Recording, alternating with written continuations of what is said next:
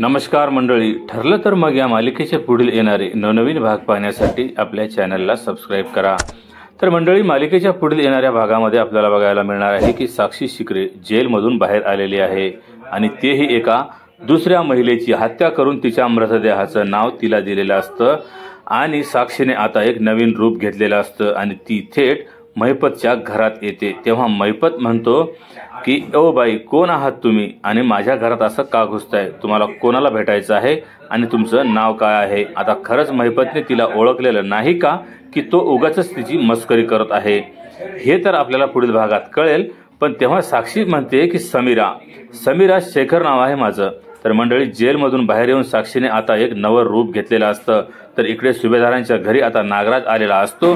तेव्हा प्रताप त्याची ओळख करून देतो सदाशिव लोखंडे याच्याशी आणि तो सांगतो की सायलीचे बाबा ज्या ताई आहेत नैनावती लोखंडे हे सायलीची खरी आई आहे। त्यावर नागराज म्हणतो की ताईंची जी स्माईल आहे ना, ते आपल्या तन्वीशी किती मिळते बघताय का तुम्ही? तेव्हा तर नागराजचं हे बोलणं ऐकल्यानंतर अर्जुनही विचारात पडतो। तर इकडे प्रिया आता चांगलीच घाबरलेली असते आणि ती म्हणते की काही बोलताय तुम्ही? तेव्हा मात्र इकडे प्रियाची चांगलीच घाबरगंडी सुटलेली असते।